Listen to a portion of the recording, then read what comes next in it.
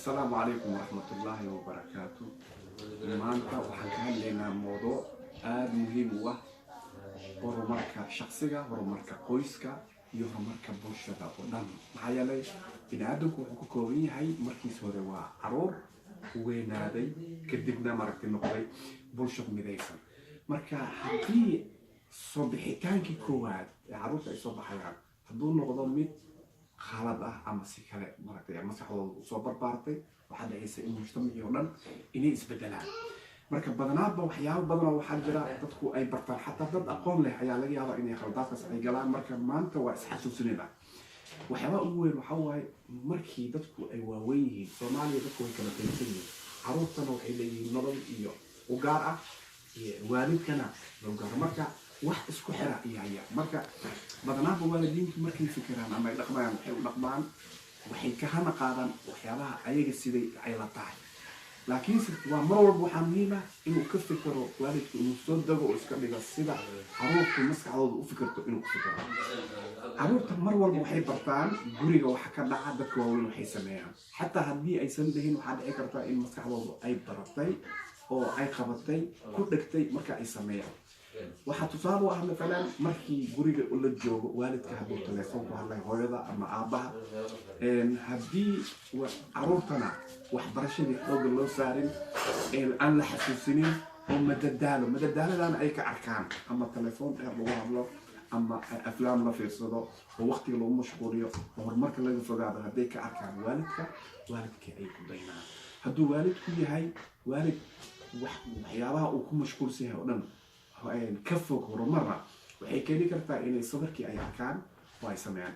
hadda tusaale ahaan halkan waxaan ku tusayaa dhacdo gaaban oo dhici karto oo badanaadba faamili ay ku dhacaan. marka daawasho wacan.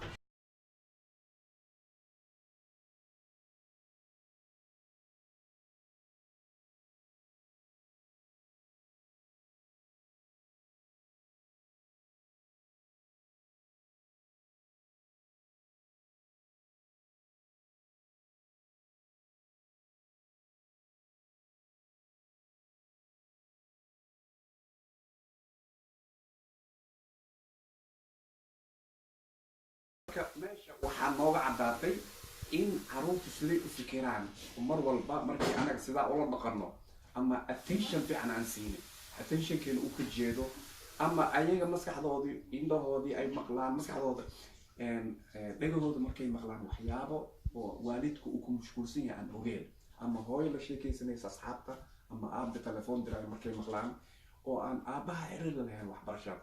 marka waxaa dhacaysa inay ayagii sidaa noqdaan. haddaba maxaa dhacay markii ayagii ay mashquul noqdaan?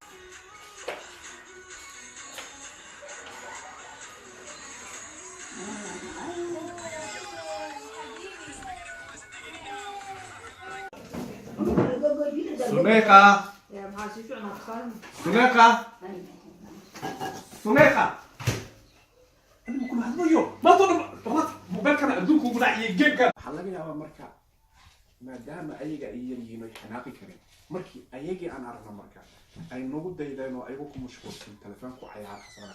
حلاقي يا بقى أنا أول بقرنه أول شيء قلنا هو مركا عن حناقنا وعن ما مركا وعن بحنا وحي عن سكوت ده إنه خلفكي إنه نوم مغضب، لكن مركي تقف وين وصمينا هنا إنه صن مغضب.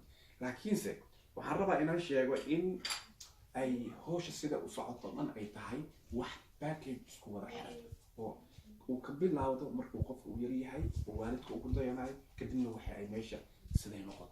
صالحان وحياها مهم بروحك فعلا إن والدكم مر والله أي كفكران أي أجين مركي كل الجوجان طبعا واش والله شيء كيسنا هنا وحياها أي كلا شيء كيسنا يصير يقول لك ما يصير لو ده والد أي سوء معامل وضعان سيدا أصحاب طول المركي اللي هبلاي وحياها يكوش وحضن وحي كل عن لجها إنها يشعرت عروت مركا عروتي وحي ماشك قادان وحيابي أي والد كأركين مركا وحاول أكسن مركي أنا جعرم إنه واحد توصلنا ووالد كرم إنه واحد توصلنا إنه برنامج وصلنا يسوق فكره خفك والله هذا إنه يهي بني آدم أو يعني ماكينة ومركا اللود بعين يهي هبكو وحكو بدل لها وحان هو أصلا شايفني عنان طلع عنان لا يدلتانك إناني وح وين سوكر منيني لكن لو باهي هب بروسيس دير oo caruurtii lagu taageero waalidku marka dhibaato waxay imaanaysaa hadduu waalidku fahamsaneen waxyaabaha horumarka kordhinaya مثلا waxyaabaha loo baahan yahay ama asagaba uu ku mashquulsan